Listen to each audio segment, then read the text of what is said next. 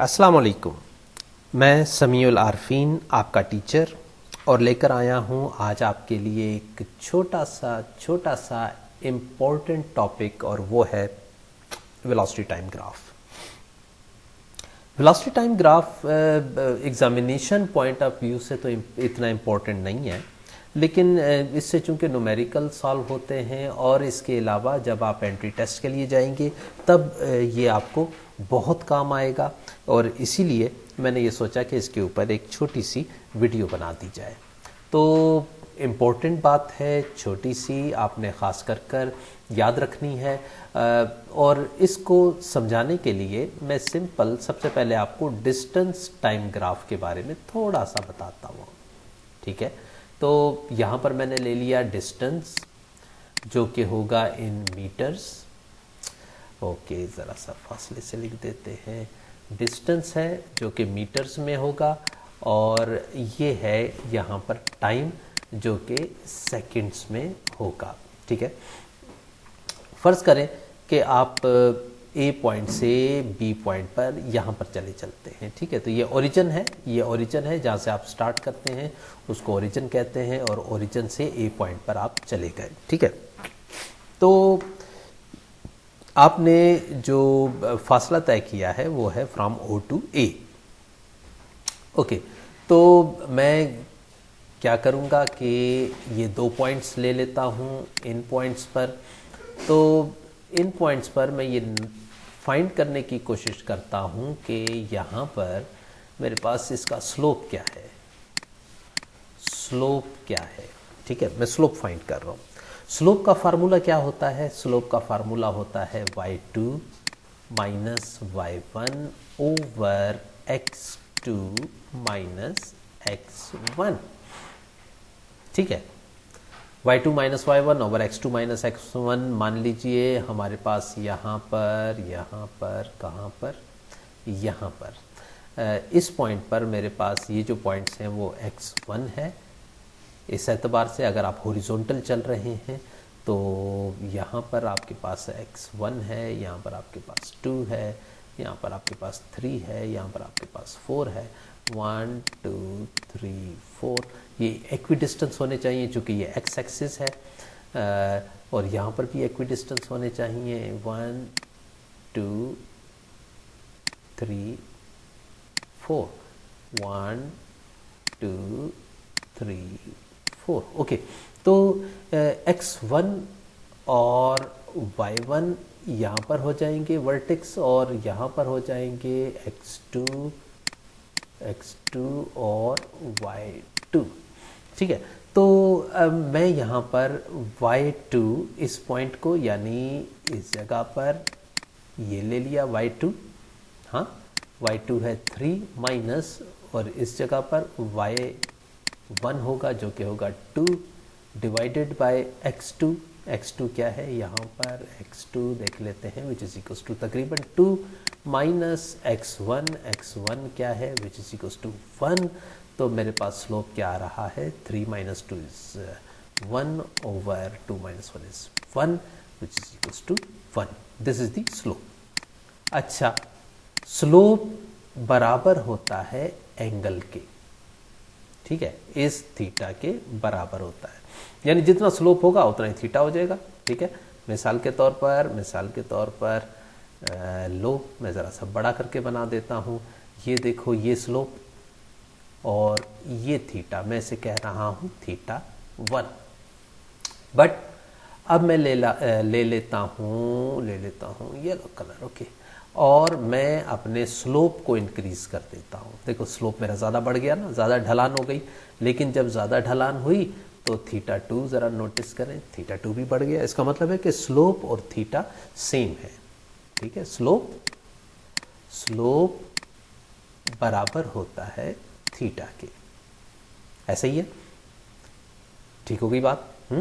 Slope और theta दोनों बराबर होंगे, तो आप स्लोप फाइंड करें या थीटा फाइंड करें, एक ही बात हो जाएगी। ओके, तो मैंने ये बताया आपको कि स्लोप और थीटा जो है वो एक दूसरे के इक्वल होते हैं। तो आप स्लोप फाइंड करें या थीटा फाइंड करें, असल में एक ही चीज़ है। अब मैं बात कर रहा हूँ y एक्सिस की अगर आप यहाँ पर देखें कि स्लोप किसके बराबर है, स्लोप किसके बराबर है, स्लोप बराबर है delta y axis over delta x axis के, ठीक है। तो ये बराबर है स्लोप के, ऐसे ही है ना। तो ये मेरे पास आ गया बराबर स्लोप के। अब देखो, अगर गौर से देखो तो वाई एक्सिस पर मेरे पास क्या है, डिस्प्लेसमेंट है ना। वाई एक्सिस पे क्या है यहाँ पर, अगर आप फिगर को गौर से देखें तो वाई एक्सिस पर मेरे पास एस है, ठीक है, डिस्टेंस है, डिस्टेंस। और एक्स एक्सिस पर क्या है, टाइम है। तो स्लोप है डिस्टेंस ओवर टाइम, और डिस्टेंस ओवर टाइम क्या होता है, डिस्टेंस ओवर टाइम बराबर होता है वेलोसिटी। वेलोसिटी में displacement over time is equal to slope, slope is equal to theta. तो इसका मतलब यह है कि स्लोप बराबर है थीटा के और थीटा बराबर है डिस्प्लेसमेंट ओवर टाइम के, यानी स्लोप और वेलोसिटी असल में एक ही चीज है, ठीक है। तो ओके, तो हम ये बात कर रहे थे कि डिस्प्लेसमेंट ओवर टाइम, जब मैंने डिस्टेंस को टाइम से डिवाइड किया मेरे पास स्लोप आया, और मैं ये कह रहा हूँ कि डिस्प्लेसमेंट ओवर टाइम बराबर होता है वेलोसिटी के। मिसाल के तौर पर ये आपको जो रेड कलर की लाइन, डार्क रेड कलर की लाइन नज़र आ रही है, लेट सपोज इसका जो स्लोप है हम जानते हैं वो कम है, ठीक है। तो इसका मतलब है कि इसकी वेलोसिटी भी कम होगी। इस ए पॉइंट पर मैं कह देता हूँ कि इस ए पॉइंट पर किसी भी चीज़ की वेलोसिटी ए पॉइंट पर कम है और बी पॉइंट पर ज़्यादा है। मुझे कैसे पता चला, मुझे पता चला एंगल से। एंगल जितना बड़ा होगा डिस्प्लेसमेंट ओवर टाइम, ओके। तो एंगल जितना बड़ा होगा उतना ही स्लोप ज़्यादा होगा, और स्लोप जितना ज़्यादा होगा वेलोसिटी उतनी ही ज़्यादा होगी। तो इसका मतलब ये हुआ कि असल में मैं डिस्प्लेसमेंट ओवर टाइम से फाइंड कर रहा हूँ वेलोसिटी, ठीक है। अब हम चलते हैं वेलोसिटी टाइम ग्राफ में, चूंकि हमने वेलोसिटी तो फाइंड कर ली, अब हम बात करते हैं वेलोसिटी टाइम ग्राफ की, ठीक है। तो देखो, ये मेरे पास एक ग्राफ ले रहा हूँ मैं, और ये चीज़ आ गई मेरे पास। यहाँ पर है वेलोसिटी, ये होगी मीटर्स पर सेकंड में, और ये आ गया मेरे पास टाइम, टाइम आ गया सेकंड्स में, ठीक है। तो यहाँ पर अगर मेरे पास एक क्वांटिटी, या यूँ कह लीजिए कि एक बस है जो ट्रैवल कर रही है इस डायरेक्शन में, लेट सपोज 10 मीटर पर सेकंड एंड 20 मीटर पर सेकंड, तो मैं ये कहूँगा कि वेलोसिटी मेरी जो है वो कांस्टेंट है, ठीक है। वेलोसिटी मेरी कांस्टेंट है। कैसे, अरे सिंपल सा, नज़र तो आ रहा है 20 मीटर पर सेकंड है, टाइम गुजर रहा है, टाइम है 1 second, 2 seconds, 3 seconds, 4 seconds, 5 seconds and 6 seconds. तो टाइम तो मुसलसल गुजर रहा है, लेकिन इस टाइम में 1 सेकेंड पर इसकी वेलोसिटी, 2 सेकेंड पे, 3 सेकेंड पे, 4 सेकेंड पे, 5 सेकेंड्स पे इसकी जो वेलोसिटी है वो 20 मीटर्स पर सेकेंड ही है। इसका मतलब है कि velocity is not changing, velocity constant है। अगर एक बात याद रखिएगा, distance over time is equals to velocity होता है, वेलोसिटी, ओके। मैं v से रिप्रेजेंट करूंगा, और अगर यहाँ पर मैं डायरेक्टली जो चीज़ें, अगर मैं ये कहूँ कि वेलोसिटी इज कांस्टेंट, अगर मैं इसको कहता हूँ वेलोसिटी इज कांस्टेंट, तो constant is equals to distance over time, okay. Distance over time किसके बराबर है जी, कांस्टेंट के, है ना। ऊपर वाली यहाँ पर वेलोसिटी क्या है, इसकी वेलोसिटी कांस्टेंट नहीं है, वेलोसिटी इज नॉट चेंजिंग। अगर वेलोसिटी चेंज नहीं हो रही तो मैं ये कहूँगा velocity is constant, then T यहाँ डिवाइड हो रहा है, उधर जाकर मल्टीप्लाई हो जाएगा, s is equals to k times t, और s, अगर मैं ये जो k आपको कांस्टेंट नज़र आ रहा है इसे हटा दूंगा तो यहाँ डायरेक्टली प्रोपोर्शनल का साइन लगेगा और टाइम आ जाएगा, यानी डिस्प्लेसमेंट और टाइम एक दूसरे के डायरेक्टली प्रोपोर्शनल है। और अगर डिस्टेंस और टाइम एक दूसरे के डायरेक्टली प्रोपोर्शनल होते हैं तो जो ग्राफ है वो इस तरह से स्ट्रेट लाइन बनती है।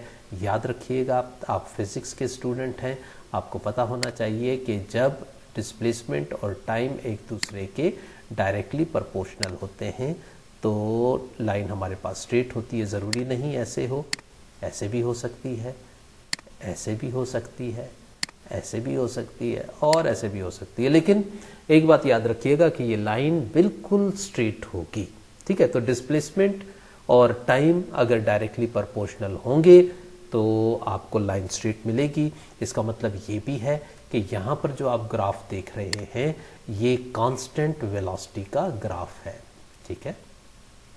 बिकॉज डिस्प्लेसमेंट और टाइम ग्राफ असल में वेलोसिटी का ग्राफ है। देखो डिस्प्लेसमेंट ओवर टाइम, इतनी देर से मैं यही तो बोल रहा हूँ 10 मिनट हो गए, यही तो बोल रहा हूँ मैं कि डिस्प्लेसमेंट टाइम ग्राफ असल में स्लोप फाइंड करने के लिए है और स्लोप बराबर होता है वेलोसिटी के। तो वेलोसिटी का ग्राफ है ये, और वेलोसिटी के ग्राफ में अगर वेलोसिटी कांस्टेंट होगी आपके पास जो शक्ल है डिस्प्लेसमेंट टाइम की वो बनेगी एक स्ट्रेट लाइन। ओके, ठीक हो गया, ठीक हो गया। अब मैं बात कर रहा हूं अगेन वेलोसिटी और टाइम की। तो यहां पर मैं वेलोसिटी बना लेता हूं इनटू मीटर्स पर सेकेंड, और यहां पर मैं बना लेता हूं टाइम जो कि होगा सेकेंड्स में, ठीक है।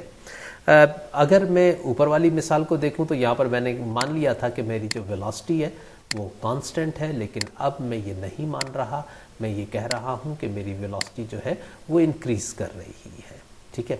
तो मेरी velocity is increasing with respect to time, यानी यहाँ पर मेरी वेलोसिटी क्या है, मान लीजिए यहाँ पर मेरी वेलोसिटी है 10 मीटर पर सेकेंड और यहाँ पर मेरी वेलोसिटी है 20 मीटर पर सेकेंड, यहाँ यस यहाँ पर, और टाइम मेरे पास है 5 सेकेंड्स, यहाँ पर है मेरे पास 10 सेकेंड्स, यहाँ पर है मेरे पास 15 सेकेंड्स और यहाँ पर है मेरे पास 20 सेकेंड्स, ठीक है। तो जैसा कि आपको फिगर में भी नज़र आ रहा है कि इस पॉइंट पर वेलोसिटी है मेरे पास 10 मीटर पर सेकेंड और इस पॉइंट पर मेरे पास वेलोसिटी है 20 मीटर पर सेकेंड। तो डेफिनेटली यस, मेरे पास जो वेलोसिटी है वो इंक्रीज हो रही है ग्रेजुअली, धीरे धीरे मेरे पास जो वेलोसिटी है वो इंक्रीज हो रही है। तो हम ये बात कर रहे हैं कि वेलोसिटी जो है वो इसकी इंक्रीज कर रही है, ठीक है।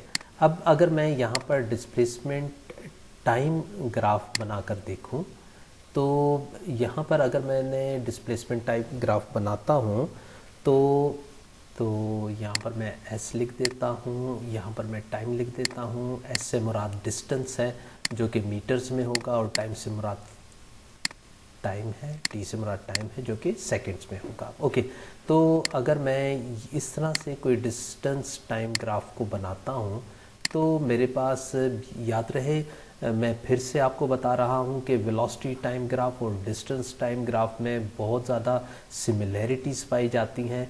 डिस्टेंस टाइम ग्राफ ही असल में वेलोसिटी को बताता है, जैसा कि मैंने यहाँ पर स्लोप फाइंड कर आपको बताया। ओके, आपने एक काम करना है कि आपकी वेलोसिटी इंक्रीजिंग है या डिक्रीजिंग है आपको पता चल जाएगा डिस्टेंस टाइम ग्राफ में। और वो कैसे, वो ऐसे कि अगर आपका यहाँ पर जो थीटा है,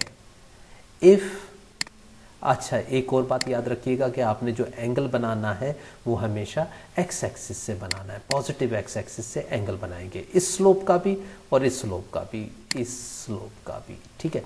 तो if theta is less than 90 degree, अगर आपका जो थीटा है, जैसा कि यहाँ पर आपको नजर आ रहा है कि ये जो एंगल है ये 90 डिग्री से छोटा है, it means the velocity, it means the velocity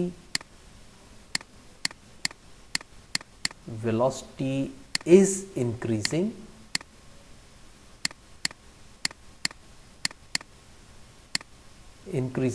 जबकि अगर आप यहाँ पर नोट करेंगे यहाँ पर अगर आप नोट करते हैं तो आपके पास जो एंगल है it is greater than 90 degree. आप नोटिस करेंगे कि यहाँ पर ये 90 डिग्री से बड़ा है। आपने हमेशा जो एंगल है वो पॉजिटिव एक्स एक्सिस से लेना है दोनों स्लोप्स पर। तो मैं ये कहता हूँ कि if theta is greater than 90 degree, अगर आपका जो एंगल है वो 90 डिग्री से स्लोप पर, आपने जो भी एंगल्स लेने हैं वो स्लोप के लेने हैं एक्स एक्सिस से। तो मैंने इस स्लोप का एंगल लिया, जो कि 90 डिग्री से छोटा था, इसका मतलब है कि the velocity is increasing. Displacement time graph की बात कर रहा हूँ मैं, इसमें से बता रहा हूँ आपको। और अगर आप की जो थीटा है it is greater than 90 degree, it means the velocity is decreasing. Velocity is decreasing. The velocity is decreasing। तो ये बात आपने याद रखनी है।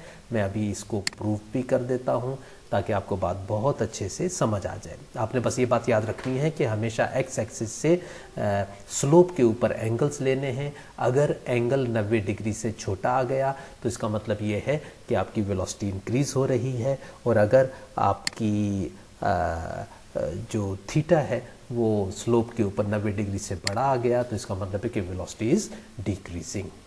ओके, तो अब हम इसे प्रूव कर लेते हैं। प्रूव कैसे करेंगे कि मैं डिस्टेंस टाइम ग्राफ में ही से बता दूंगा आपको कि वेलोसिटी इंक्रीज कर रही है या डिक्रीज कर रही है। याद रहे डिस्टेंस टाइम ग्राफ में स्लोप बहुत ज़्यादा मैटर करता है, ठीक है। तो मैं इसी फिगर को ज़रा बड़ा सा करके बना लेता हूँ ताकि आपको बात अच्छे से समझ आ जाए। लाइन लगा लेते हैं, इस तरह से नहीं बल्कि इस तरह से लाइन लगा लेते हैं, ठीक है। तो ये मेरे पास एक डिस्टेंस टाइम ग्राफ लेने की कोशिश कर रहा हूँ मैं, और ये मेरे पास एक ओके, ये मेरे पास यहाँ पर मैं कह रहा हूँ कि डिस्टेंस है जो कि मीटर्स में होगा, और ये मेरे पास टाइम है जो कि सेकंड्स में होगा। अब मैं यहाँ पर इक्वली कुछ मार्क्स लगा लेता हूँ। यहाँ पर ये 1 है, यहाँ पर 2 है, यहाँ पर 3 है, यहाँ पर 4 है, यहाँ पर 5 है, और यहाँ पर 6 है। जबकि यहाँ पर 10 मीटर्स पर सेकंड कह लो, यहाँ पर 15 मीटर्स पर सेकंड कह लो, यहाँ पर 20 मीटर्स पर सेकंड। ये तो डिस्टेंस होगा। ओके, तो हम यहाँ पर कह लेते हैं ये 10 सेकंड्स है, मीटर है, ये 15 मीटर्स है, 20 मीटर्स करना पड़ेगा, इक्वली डिस्ट्रीब्यूट करते हैं, और यहाँ पर हो जाएगा 30 मीटर्स, ठीक है। तो यहाँ पर अब मैं बात कर रहा हूँ इंक्रीजिंग वेलोसिटी और डिक्रीजिंग वेलोसिटी की, ठीक है। मैं यहाँ पर एक अपनी हेल्प के लिए एक पॉइंट लगा लिया, ये फिगर मैंने फॉलो की यहाँ पर, और फिर मैंने ओहो स्ट्रेट लाइन होनी चाहिए, ये ठीक है, मान लो स्ट्रेट है। ओके, मैं इस जगह पर एक पॉइंट ले लेता हूँ ए, और इस जगह पर एक पॉइंट ले लेता हूँ, इस पॉइंट पर ले लेता हूँ बी, ठीक है। ओके, मैं यहाँ से स्लोप फाइंड करता हूँ। स्लोप का मतलब है मैं वेलोसिटी फाइंड कर रहा हूँ, है ना। तो स्लोप क्या होगा? स्लोप बराबर होता है y2 minus y1 over x2 minus x1 के, ठीक है, ऐसा ही है। तो y2 अगर मैं यहाँ पर देखता हूँ, कलर चेंज कर लेते हैं, ओके, यहाँ पर x1 और y1 है, जबकि यहाँ पर x2 एंड y2 है, ठीक है। तो यहाँ पर जो पहली वैल्यू x एक्सिस की तरफ, ये x एक्सिस है, ये ऊपर की तरफ इसका y एक्सिस है। तो x एक्सिस पर सॉरी, हम पहले y2 की बात करते हैं। तो y2 की बात करते हैं, y2 यहाँ पर मान लीजिए 20 है, बहुत अच्छा सा तो नहीं बनाया बट, और यहाँ पर y1 है हमारे पास 10, ठीक है, और माइनस का साइन लगा देंगे। अच्छा, x2 माइनस x1 करने के लिए x2 है हमारे पास 2 माइनस x1 है हमारे पास 1। आप 20 में से 10 माइनस करेंगे, आ जाएगा 10 डिवाइडेड बाय 1 मीन्स 10 मीटर पर सेकंड मेरे पास वेलोसिटी आ गई। स्लोप है या वेलोसिटी है, एक ही बात होती है। तो स्लोप मेरे पास आप नोटिस करेंगे पॉजिटिव आया। अच्छा, यहाँ पर एंगल देखें, क्या एंगल, मैंने आपको बताया था एक्स एक्सिस से आपने एंगल को मेजर करना है। तो एक्स एक्सिस से जब आप एंगल को मेजर करते हैं तो क्या ये लेस देन 90 डिग्री नहीं है ना? If theta is less than 90 degree it means the velocity is increasing. तो आप सिंपल सी, आपको फिगर में भी नजर आ रहा है कि आप धीरे धीरे ऊपर की तरफ जा रहे हैं, आपकी वेलोसिटी बढ़ती चली जा रही है। और मैथमेटिकली भी हमने प्रूव कर लिया, वेलोसिटी आपके पास पॉजिटिव में आ गई, इसका मतलब है इंक्रीजिंग है। ओके, अब मैं बात करता हूं इस पॉइंट की। इस पॉइंट पर मैंने आपसे पहले भी कहा था कि x axis, positive x axis से आपने एंगल देखना है which is greater than 90 degree, है ना? तो मैं इस दो पॉइंट कहाँ से, अच्छा चलें इस पॉइंट और इस पॉइंट की बात कर लेता हूँ, ठीक है? तो इसका स्लोप फाइंड कर लेते हैं। स्लोप बराबर होता है y2 minus y1 over x2 minus x1 के, ठीक है?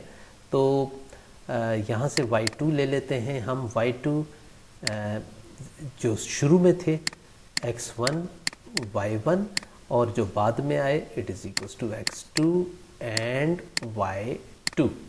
तो y2 यहाँ पर क्या है जी? y2 यहाँ पर है 0 माइनस y1 क्या है? y1 है 30, ऐसा ही है ना? y2 क्या होगा भाई? y2 कम होते होते होते होते होते यहाँ पर y2 0 हो गया, बट शुरू में क्या था? y1 था 30। और अब मैं x2 की बात कर रहा हूं, तो x2 मेरे पास यहाँ पर x2 है 6, सॉरी x2 मेरे पास है 6 माइनस x1 क्या है? x1 की वैल्यू है मेरे पास 30।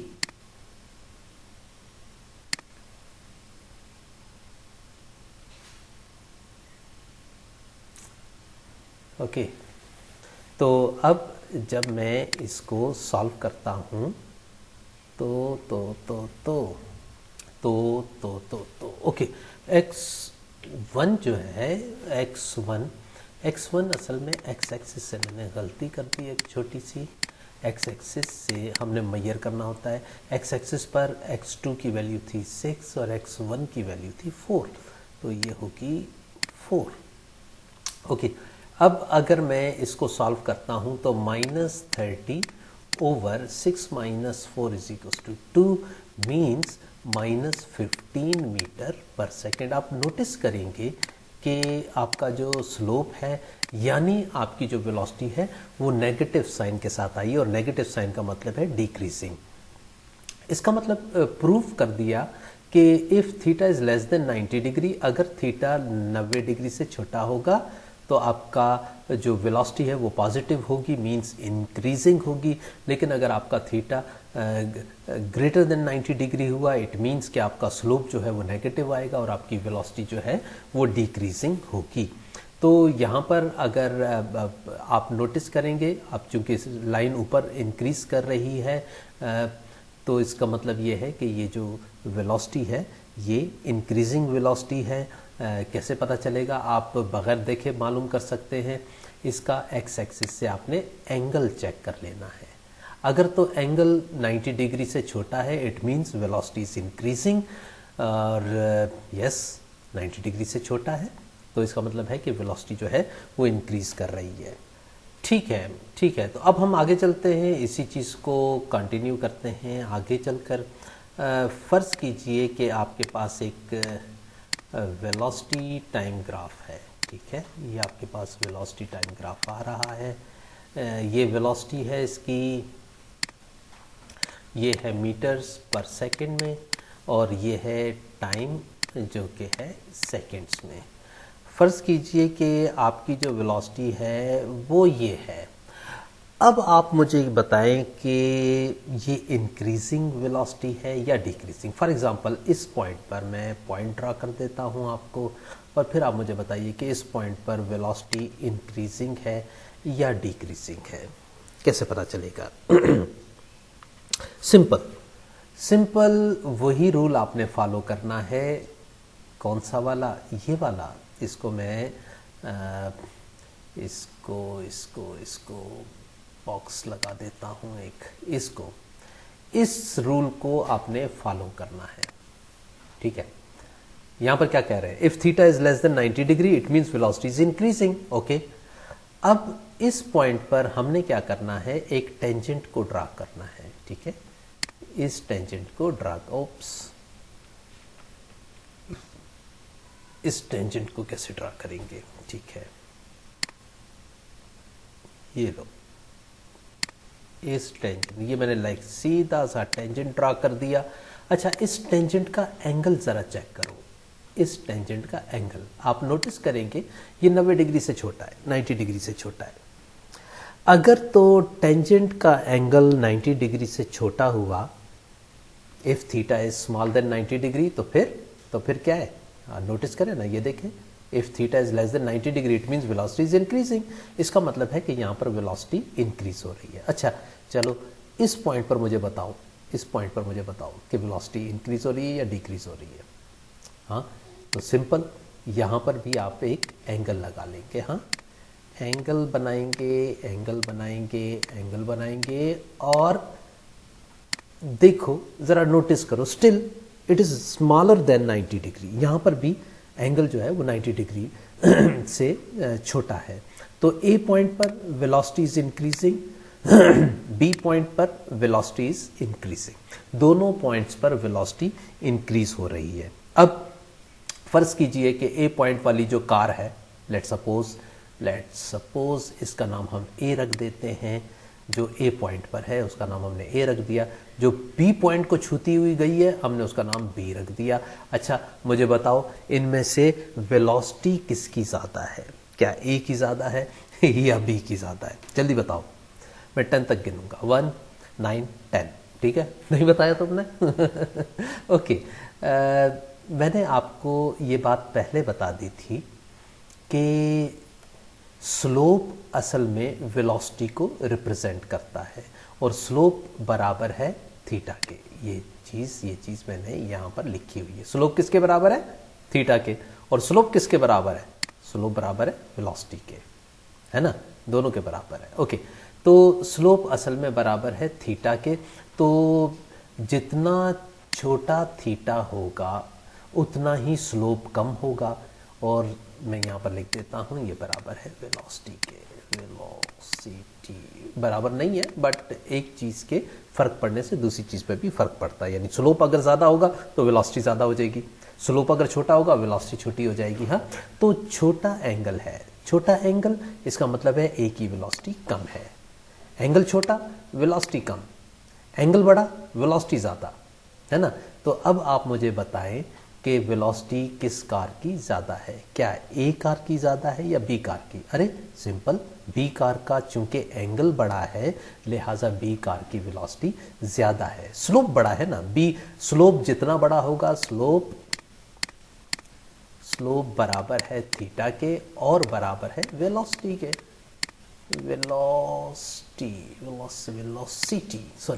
वेलोसिटी के बराबर है, ठीक है। तो हम नोटिस कर रहे हैं कि बी कार का एंगल बड़ा है, तो इसका मतलब है कि चूंकि एंगल बड़ा है तो बड़ी वेलोसिटी होगी, बी कार की वेलोसिटी जो है वो ज़्यादा है। तो उम्मीद है आपको यहाँ तक बात बहुत अच्छे से समझ आ गई होगी। मैं ये चाह रहा हूँ कि एक छोटी सी एग्जांपल भी आपको यहाँ पर करा दूँ। मैं पहले एग्जांपल लिख लेता हूँ टाइम बचाने के लिए।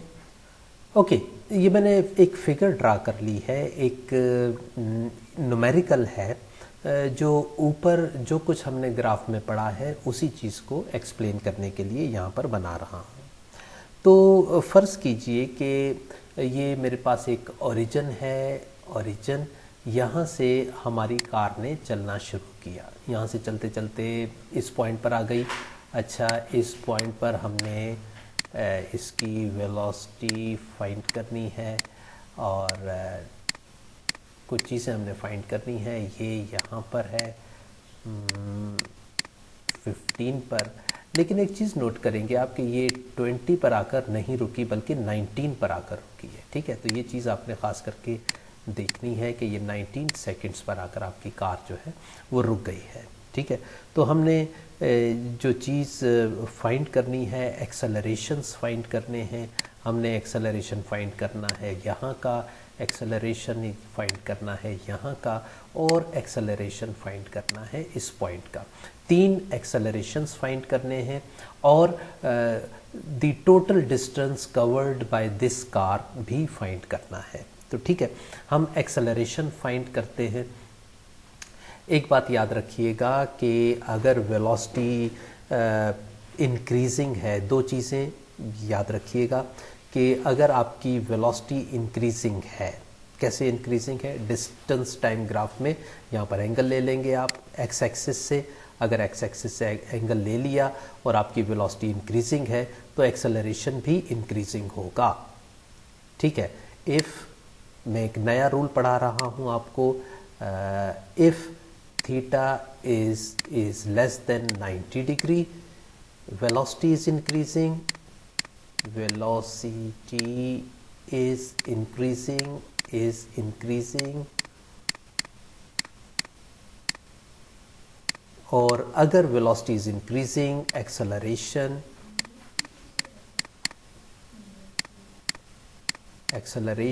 is increasing,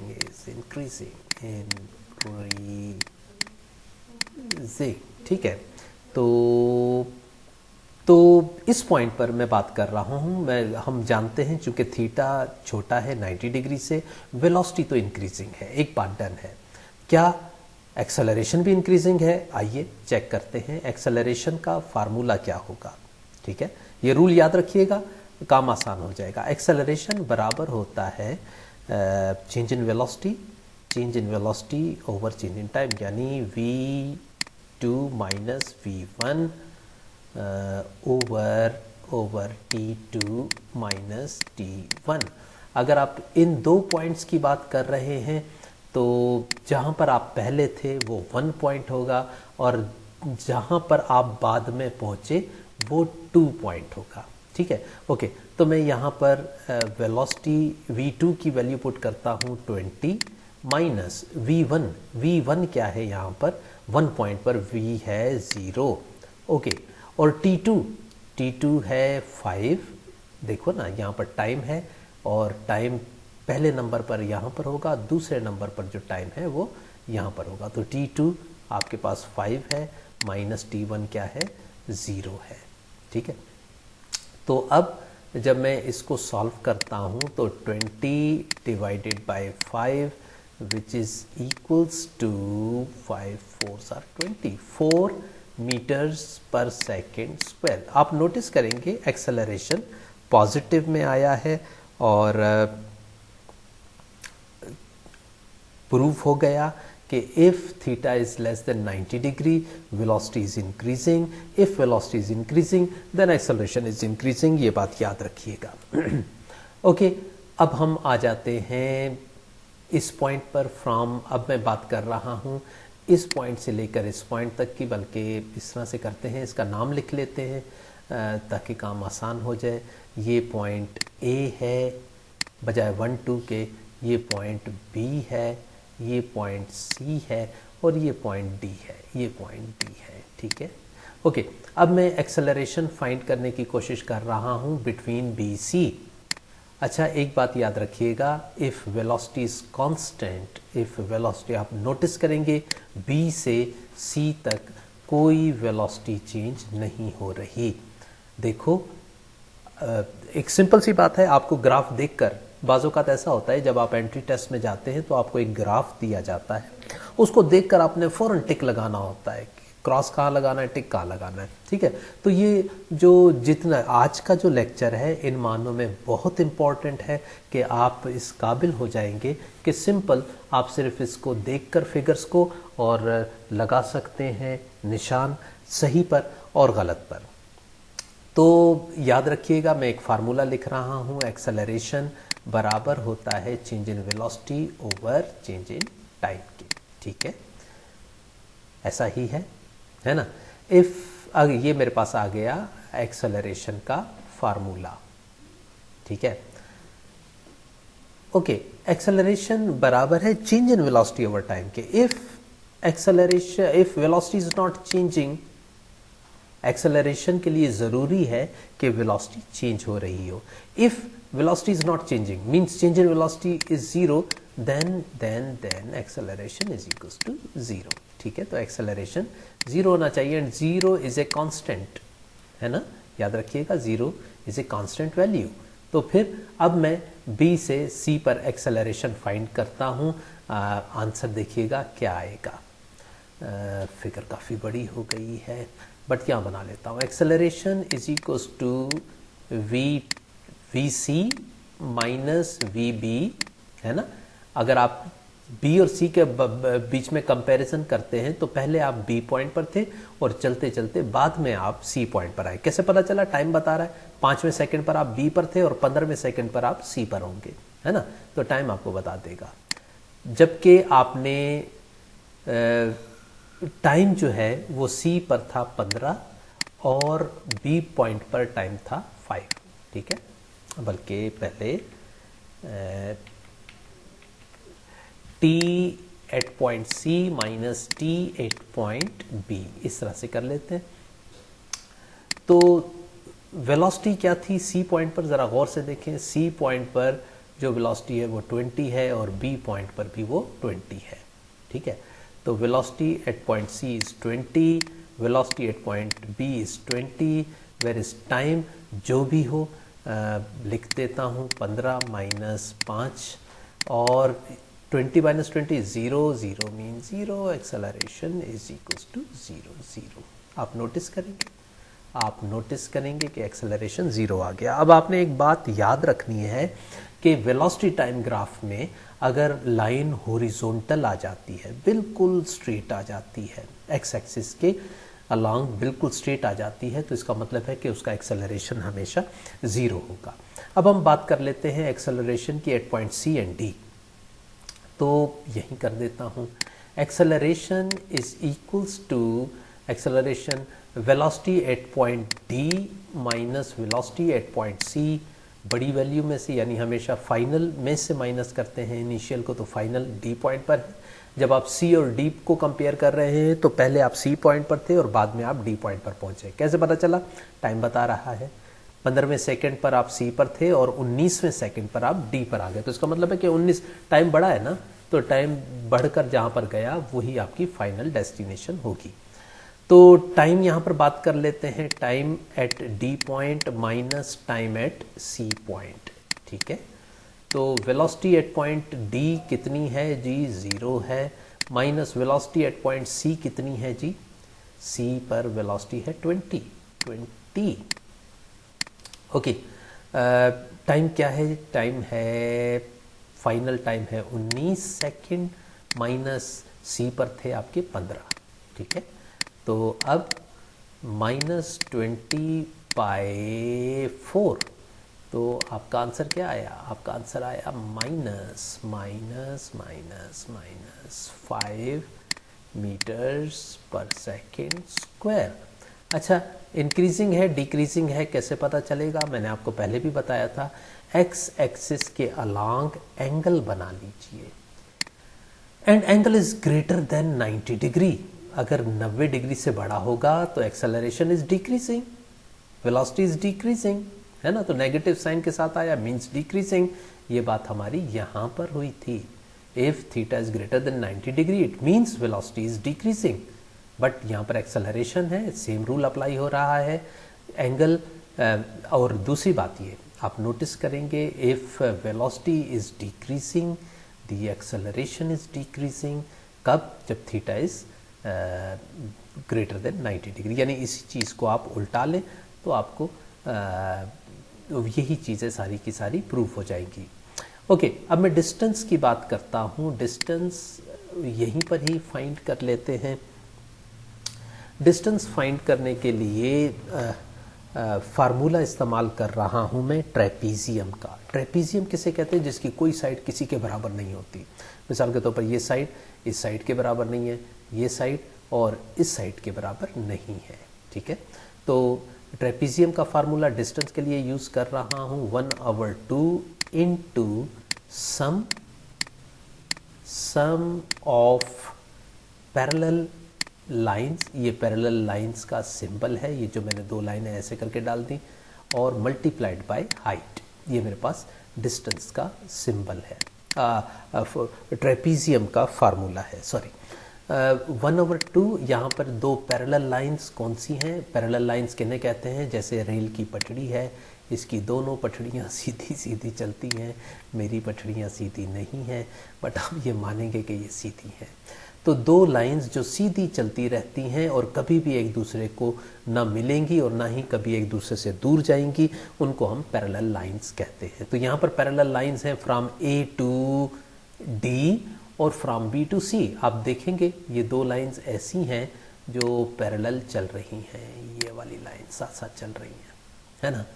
ओके, तो ये जो दो लाइंस हैं इनमें से इनका सम यानी फ्रॉम 0 to 19, ये 19 हो जाएगा, प्लस सम करना है ना दो पैरेलल लाइंस का, तो ये इसकी लेंथ कितनी होगी, 15 में से 5 माइनस करेंगे 10। ओके, BC की जो लेंथ है वो है 10 और AD की जो लेंथ है वो है 19। और हाइट कितनी है, अरे मैक्सिमम हाइट लेनी है, इसकी ले लो, यहाँ से ले लो, यहाँ से ले लो। मैक्सिमम हाइट कितनी है, हाँ मैक्सिमम हाइट कितनी है, ये है 20। तो लो जी 20 ले लेते हैं। अब इसको 2 1s are 2, 2 10s are 20, 19 plus 10, 29 multiplied by 10 which is equals to 290 metre. ये आ गया आपका डिस्टेंस। ठीक है, तो इस तरह से आप ग्राफ में से डिस्टेंस निकाल सकते हैं कि इस गाड़ी ने कितना फासला तय किया। बहुत इंपॉर्टेंट लेक्चर था आज का। ऑब्जेक्टिव पॉइंट ऑफ व्यू से अगर कोई फिगर आ जाती है उस पर आप टिक वगैरह कर सकते हैं। इस वीडियो को बार बार देखिएगा, बार बार देखिएगा, बार बार देखिएगा, ताकि कुछ रूल्स जो इस वीडियो में मैंने आपको बताए हैं वो अच्छे तरीके से आपको समझ आ जाए। ठीक है, ओके, नेक्स्ट लेक्चर के लिए मुझे दीजिएगा इजाज़त, इंशाल्लाह फिर मुलाकात होगी। अल्लाह हाफिज़।